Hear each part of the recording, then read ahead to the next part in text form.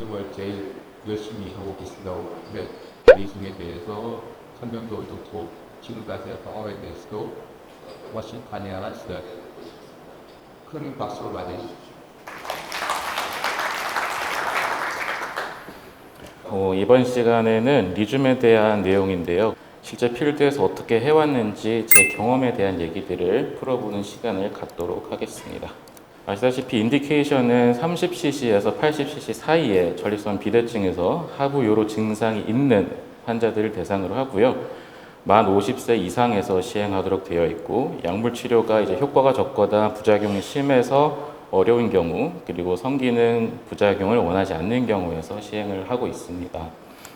마취 방법을 어떻게 할지는 제가 혼자 결정하기보다는 수술하기 전에 환자랑 충분히 상담을 거친 후에 이 사람이 통증에 대한 민감도가 어떤지, 두려움이 어떤지 등을 평가를 하고 결정을 합니다.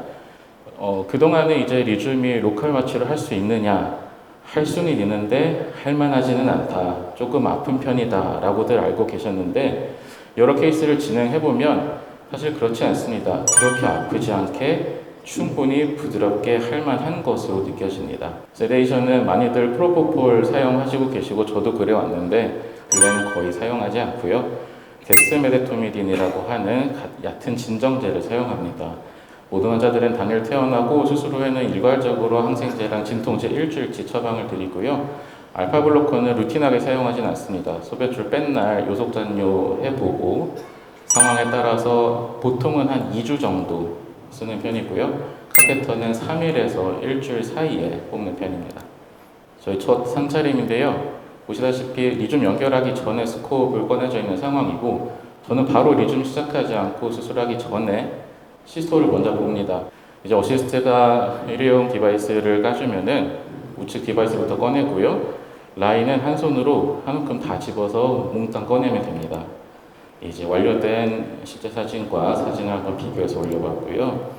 디바이스 끝은 약 5mm에서 7mm 정도 된다고 알려져 있는데, 통상적으로 가이드에서는 1cm에 바늘 한 번 주입하는 것을 가이드하고 있고, 요걸 이제 One Field of View라고 해서 5mm로 체크를 했을 때 브레더 4개서부터 배루까지 길이를 잡으면 2번, 3번, 4번, 5번.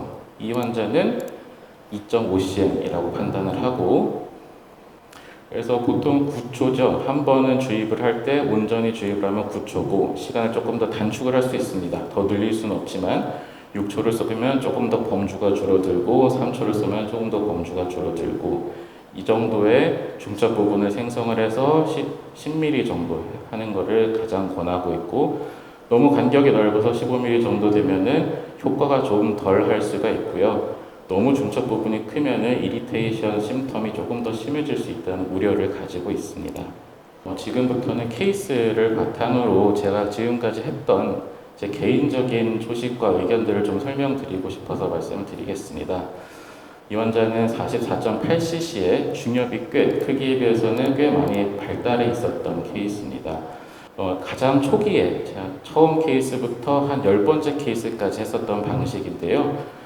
아무래도 초반이다 보니까 저도 이제 스핑터 손상에 대한 조금 보수적으로 접근해서 너무 위에 어퍼에서 찌르지 않고 로어에서 스핑터에 가깝지 않게 구초를 주입을 하고 하다 보니까 생각보다 제가 걱정했던 어전시나 디스유리아 그런 이스테이프 심텀들이 생각보다 심하지 않아서 조금 더 적극적으로 주입을 하게 됐습니다. 그래서 이 환자는 시작 부분은 마찬가지로 4개에서 1cm 정도 들어와서 첫 번째 주입을 하고, 이제 앞케이스에서 고민이 그거였죠. 2번을 하면 조금 남는데 3번을 하기에는 뭔가 두렵고, 그래서 일단 두 번째 주입 횟수까지는 상방에다가 주입을 하고요. 세 번째 주입을 어퍼 포션에서 스핑터까지 주입하기에는 약간 불안한 감이 있어서 약간 로어 포션에다가 세 번째 주입 바짝 붙여서 주입을 했었습니다. 이 환자에서는 역행성 사정은 생기지 않았고요. 하다 보면은 어전시 디스유리아 펠빅 페인이 심해지지 않을까, 또는 폴리카테터를 거치하는 기간이 더 길어지지 않을까에 대한 의문을 저도 가지고 시작하긴 했는데, 해보면은 결코 그 자극 증상들이 더 심하거나 더 길어지는 경향은 없는 것 같고, AR 때문에 폴리를 더 길게 차야 되는 것도 상대적으로 더 그렇게 길게 느껴지지는 않는 것 같습니다. 흔히 알려져 있는 부작용 일시적인 사이드 이펙트는 아무래도 흔하게 폴리 제거 후에도 일정 기간 디스유리아, 요도가 따끔따끔하다라고 하는 경향들이 있고요. 초반에는 약간 급하거나 자주 마려운 그런 것들이 있습니다.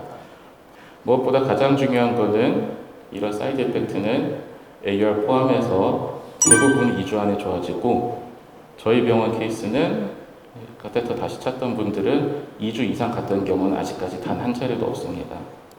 결과적으로는 주관적 증상이 아주 뚜렷하게 개선이 되고요. 유로플로 해보시면은 요속의 증가가 아주 뚜렷하게 나타납니다. 전립선 크기는 통상 30% 정도 감소된다고 알려져 있는데 통계 보면은 돌려보면은 그보다 조금 더 감소되는 것 같고요. 잔뇨에 대한 개선의 부분은 페이퍼에서는 논란이 좀 있죠. 어떤 보고에서는 잔뇨가 감소가 있지만 통계적으로 유의미하진 않다는 페이퍼들도 있고 어떤 논문에서는 잔뇨도 유의미하게 감소했다는 보고도 있었는데 이번에 이것 앞두고 총계 한번 좀 돌려봤더니 3개월 지났을 때 데이터 기준으로 잔뇨도 유의미하게 감소했었던 것으로 확인이 됐었습니다. 결론적으로는 리줌을 할 때는 이제 수술 전후로 환자와 충분한 상담을 하시는 게 중요한 것 같습니다. 초기 일시적인 불편감이 있을 수 있다는 거, 어떤 것들이 있는지 자세히 말씀드리고 환자 라포를 쌓는 게 이제 가장 첫 출발이 될 것 같고요. 효과가 날 때까지 기다리는 기간이 필요하다 보니까 환자는 의문을 갖고 병원에 찾아올 때도 있고 불안할 때도 있습니다. 2주 뒤면 해결될 거라는 확신을 환자에게 심어주시고 잘 끌고 가면 나중에는 좋은 결과가 있을 거라는 확신을 가지시면 될 것 같습니다. 감사합니다. 정리원장님 솔직한 강의 감사드립니다.